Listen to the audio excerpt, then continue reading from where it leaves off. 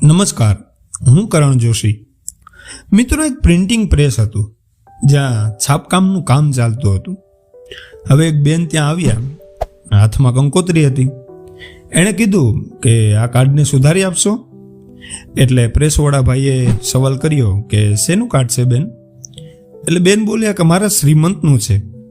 તો પ્રેસવાળા ભાઈએ કાર્ડ જોયું અને એમાં ખરેખર શ્રીમંત જ લખેલું હતું. એટલે એણે શ્રીમંતની જગ્યાએ શ્રીમંત કરી દીધું. ત્યારે એ બેન બોલ્યા કે ભાઈ, શ્રીમંત સાચો શબ્દ છે, અમે બધા તો શ્રીમંત જ કહીએ છીએ. એટલે ભાઈ બોલ્યા કે બેન, શ્રીમંત ના કહેવાય, સીમંત કહેવાય. શ્રીમંત એટલે પૈસાદાર અને સીમંત એટલે જે ગર્ભ હોય એના પૂરી થવાની સીમા, એટલે કે અંત તરફનો ઉત્સવ. મિત્રો, આવી ભૂલો પણ આપણે કરતા હોઈએ છીએ. લગ્નની કંકોત્રીથી માંડી અને સામાન્ય બોલાચાલીમાં પણ આવી ભૂલો વારંવાર કરીએ છીએ. હવે કંકોત્રીમાં આમંત્રણ લખવું કે નિમંત્રણ, કોઈને શુભેચ્છા આપી કે અભિનંદન, પ્રીતિભોજ લખવું કે ભોજન સમારંભ, આ બધા શબ્દો સાચા અર્થમાં ક્યાં લખવા જોઈએ એની સમજ ઘણા લોકોને નથી હોતી. સ્વ લખ્યો હોય તો એનો અર્થ શું થાય, ગંગ સ્વ લખ્યો હોય તો એનો અર્થ શું થાય, કે પછી અશોનો અર્થ શું થાય, આવા શબ્દો ઘણાની સમજમાં નથી આવતા. આ વિડીયોમાં આપણે એ બધા જ શબ્દોની માયાજાળ સમજશું.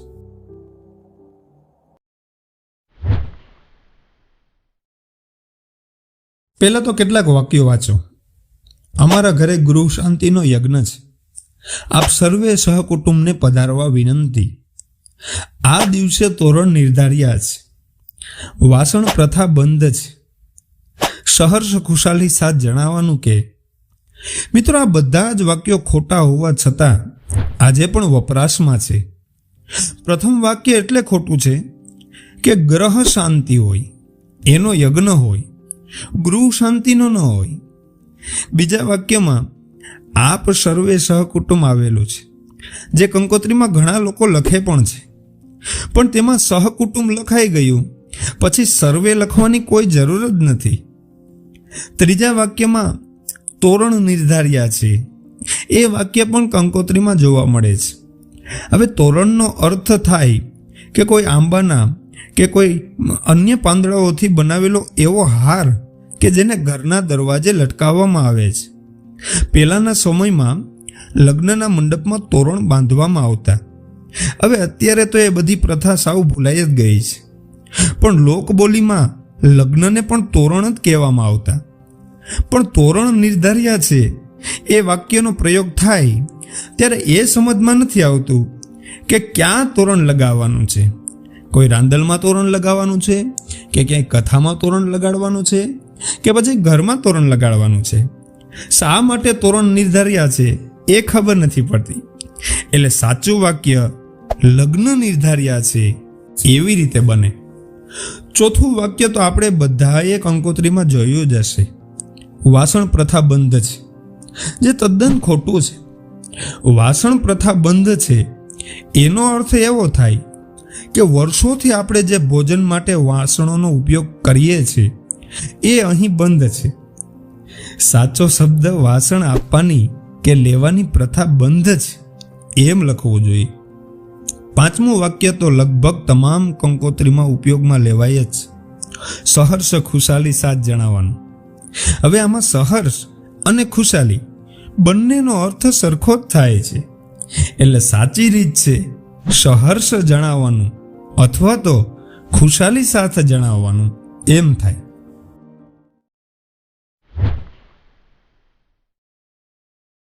મિત્રો, હવે તો કંકોત્રી વોટ્સએપમાં આપવાનું ચલણ જાજુ થઈ ગયું છે.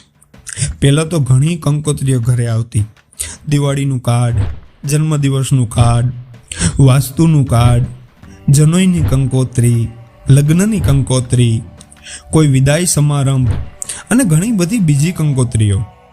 કોઈ સુંદર સુશોભિત ચળકતી હોય અને દેખાવમાં તો એવી લાગે કે જાણે થોડીક વાર એને જોતા જ રહીએ. પણ મોટે ભાગે અંદરની સામગ્રી ભાગ્યે જ સાચી હોય. જોડણી દોષ, વાક્ય દોષ, ભાષા દોષથી ભરેલી હોય. ઉંમરમાં નાનો વ્યક્તિ મોટાને આશીર્વાદ ના આપી શકે પણ કંકોત્રીમાં આપતો હોય છે. હવે નિમંત્રકમાં ગુજરી ગયેલા લોકોના નામ પણ વાંચવા મળે છે. જ્યારે ગુજરેલા લોકો નિમંત્રણ કેવી રીતે આપી શકે? છોકરો કે છોકરી કે જેના લગ્ન થતા હોય, એણે કોઈ ડિગ્રી લીધેલી હોય તો એની ડિગ્રી પણ હવે તો કંકોત્રીમાં લખે છે. ઘણા લોકો તો પોતાની ધંધાની જાહેરાત પણ કંકોત્રીમાં કરે છે. હવેની કંકોત્રી કમ બિઝનેસ કાર્ડ વધુ બની ગઈ છે. જે લખવાનું છે એ લખતા નથી અને વધારાનું બધું જ લખશું.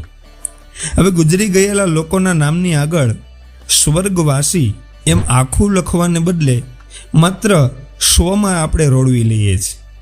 વિધવા સ્ત્રીના નામની આગળ ગંગા સ્વરૂપ લખવાને બદલે માત્ર ગૌ સ્વ એટલું કરી દઈએ છીએ.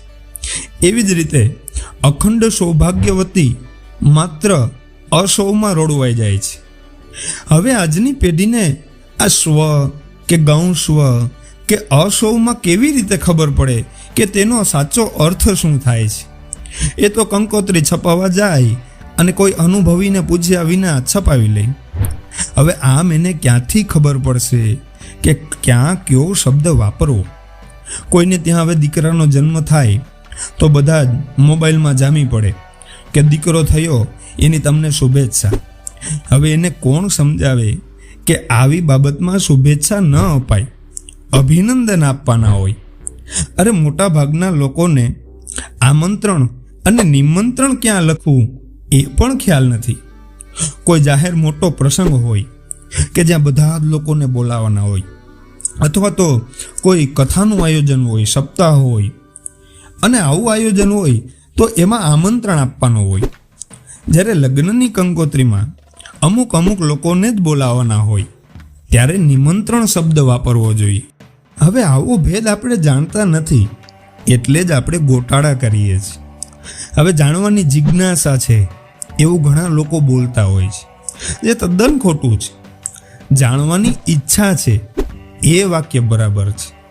જાણવાની અને જિજ્ઞાસા બંને સાથે ન આવે એની આપણે ખબર હોવી જોઈએ. ઘણા લોકો સવિનય સાથ જણાવવાનું કે એવા વાક્યોનો ઉપયોગ ઘણી જગ્યાએ કરતા હોય. હવે સવિનય શબ્દ લખ્યો એના પછી સાથે શબ્દ લખવાની શું જરૂર છે? સવિનયનો અર્થ જ થાય છે કે વિનય સાથે. મિત્રો, આવા તો ઘણા ઉદાહરણો આપણે જોવા મળે છે કે જેમાં ભાષા દોષ અને જોડણી દોષ હોય છે. પણ ક્યારેક વિચાર કરજો કે આમને આમ આપણે ભાષામાં ભૂલો કરતા રહીશું તો એક સમય એવો આવશે કે શબ્દોનો અર્થ કંઈક બીજો જ નીકળશે. મિત્રો, હવે લગ્નની સિઝન ચાલુ થઈ ગઈ છે. મહેરબાની કરી અને જ્યારે કંકોત્રી છપાવવા જાઓ ત્યારે આ વિડીયોમાં જે વાત કહેલી છે એ વાતને ધ્યાન ઉપર રાખજો અને એકવાર બરાબર ભાષા, શબ્દો, જોડણી ખાસ ચેક કરજો, જેનાથી આપણી પ્રથા, આપણી પરંપરા અને આપણી સંસ્કૃતિ જળવાઈ રહે.